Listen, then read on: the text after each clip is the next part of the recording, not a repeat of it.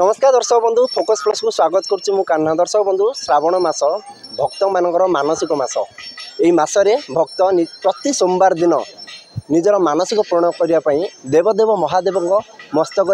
पानी ढालती और निज मानसिक रखते और मानसिक पूर्ण भी हुए। दर्शक बंधु आज आम यही श्रावण मासर पवित्र आसुवा सोमवार उपलक्षे जो पानी ढालिबा कार्यक्रम अच्छी आज भक्त मैंने प्रस्तुति आरंभ करदे। कौन रही प्रस्तुति केमी कर प्रस्तुति आउ भली भाव भक्त उत्साहित अच्छा आम भक्त मान किसी प्रतिक्रिया रखा आउ माने कौ प्लेस अच्छे आपको आम निहाती जनइबू। मो सहयोग अनुरोध करुँ से बालीघाट मध्य को जावा से नदी पाखक जावा से दर्शक मानकर जो रही उत्साहित रही से उत्साहित अच्छा भक्त पाखु बुझा केते उत्साहित अच्छा कौन रही प्रस्तुति बोल बो मैडम कौन रही प्रस्तुति केमती अच्छी केते उत्साहित अच्छा माने बहुत खुशी अच्छु आत जोर गहली जे कहनी माने मुंड खराब। केते वर्ष हैला एई मानसिक रखी 5 वर्ष आसली 6 वर्ष आहरी गोटे वर्ष आसबी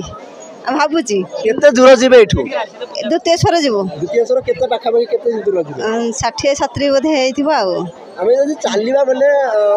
अन्य समय 2 ରୁ 4 किलोमीटर चलला समय आमर पाद गोला बिंधा हुए 60-70 किलोमीटर बाट जीवे एठू। महाप्रभु ठाकुर महिमा अच्छी सी भिड़ी टाणी से नहीं जी आम कि ना भगवान को ध्यान गले सी भिड़ी टाणी पाखक नहीं पहुँचे देवे। श्रावण मासरे मानसिक रखिले पूर्ण हुए। हाँ ठीक मानसिक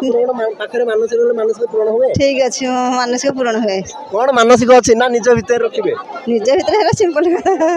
धन्यवाद। ये थे जड़े भक्त आम पाखे निजे 60 ରୁ 70 किलोमीटर एठू जीवे निज पादरे चली चली जीवे आउ बाबा जो अच्छा आमर नयागढ़ जिलार अन्यतम एक प्रसिद्ध ठाकुर बाबा द्वितीयश्वर मस्तक पानी ढालियार अच्छी मानसिक अच्छी ये मानसिक एवकार नुहे दीर्घ विगत 5 वर्ष है से पानी ढाली आसुँच मानसिक तो निहाती पूरण कि नहींटा निज मन कथा कि बड़ कथा है धैर्य एत धैर्य सहित गोटे स्त्री लोक ही 60 ରୁ 70 किलोमीटर अनति दूर जाकि बाबा पाखे पानी ढालिया कहे आम पाखे अनेक भक्त अच्छा आम अनेक भक्त पाक जा पूर्व मुझे सहयोग कहि पीठ हूँ एक पवित्र पीठ ये पीठ हूँ नीलमाधव पीठ जो निजे जगन्नाथ प्रभु निजे ये आविर्भाव होते राजा शबर राजा विश्ववासु ये प्रथम देखी जहाँकि नयागढ़ प्रसिद्ध स्थान एक तीर्थ क्षेत्र ये अनेक लोक अनेक समय तीर्थयात्रा कर आसती ये नदी जो देखुं नदी हूँ महानदी नदी बोली कहुए ये जगह एत पवित्र ये प्रभु जगन्नाथ स्वयं थिले आम पाखे आउ जड़े भक्त अच्छा कौन कहे मैडम कौन कहे बोल मो हर हर महादेव हर हर महादेव से गोटे बाक्य कहले हर हर महादेव आउ कौन कहे केते दूर जीवे एठू एठू प्राय 75-80 किलोमीटर जीवु। केते वर्ष होला मानसिक रखिलेनी मानसिक तो रखिलुनी किंतु मु 8 वर्ष प्रथम आसीथिली एबे 2 वर्ष हैला आसी जे पाद को कष्ट हुए ने तो बाट चल चली गला नहीं नहीं जम्मा कष्ट हुए नहीं। तुम बाड़ीर जो फुलटे नड़ियाटे नगई जगन्नाथ को चिंता करके प्रभु नगौची से किसी फल हेले जगतर समस्ते पाइबा आ तुम पाक आगे नेबी यही कंडीशन तो कर तेणु प्रथम फलटा नहीं तो पहुँचुले से जिनस भी तो चली जाइए नड़िया किणिकी बाड़ा बुड़ी चली नड़िया किए आ गुआ किए कदली ये सबूर तो स्वतंत्र रही रूप ये सब एका जगह हेले तुम भगवान पाखर जाकि उपस्थित हो पार्छ तेणु भगवान जहाँ कौच से सात्विक तांकर रूपरेख ना शून्य दे अच्छी उदय जाऊँच आसूँ बार न हो तो दिने चिन्हलु ना तेणु ताकू चिन्हवाई एकमात्र ये ब्रह्माद्री पहाड़ भितर ये जो पद्मेन्द्री पहाड़ एटा हूँ बाघर गुंफा तेणु ये किसी रूप ना ये किसी जानिबार कहारी भी ये किसी कहीं कहारी कहबार ना तेणु ये समुद्र भाया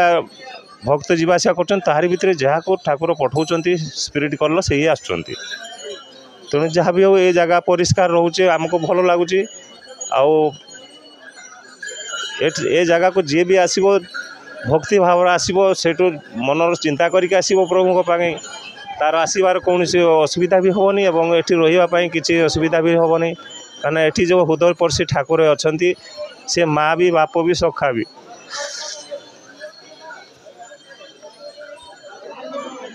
तेणु आसिकी कहीं अनुभव करने से पैसा दरकार नहीं निज हृदय भाव दरकार भक्ति दरकार माँ बापांकर आशीर्वाद थे निश्चय प्रभु कृपा मिल तेणु माँ बापा को नतमस्तक हवा बेले पूरा शरणापन्न होकर पाद तले लौटी जाओ से धरती मातार समस्ते जन्म होती समस्त आशीर्वाद तुम कंडीशन कर तेणु जमी धरती आम प्रणाम न करवा ताने आम अहंकार बढ़ी जाऊँगी मान बढ़ी जाऊँगी गर्व बढ़ी जाऊँगी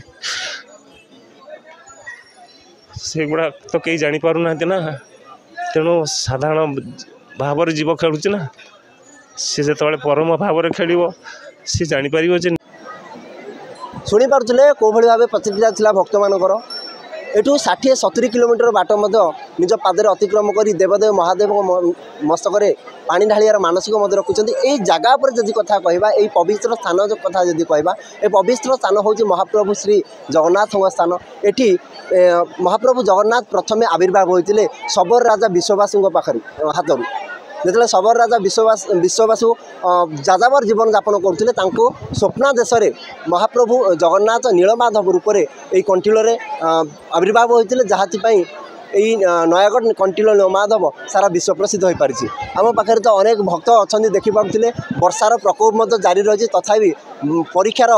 बेल ये पानी ये उठे 2 दिन भितर सोमवार दिन माने आज तो शनिवार सोमवार भितर बाबा पाखे पहुँचबार अच्छी यही पवित्र स्थान पानी उठे अन्य एक जगह को जीवार ये हूँ भक्त मान परीक्षार समय नयागढ़ काना प्रधान रिपोर्ट फोकस प्लस।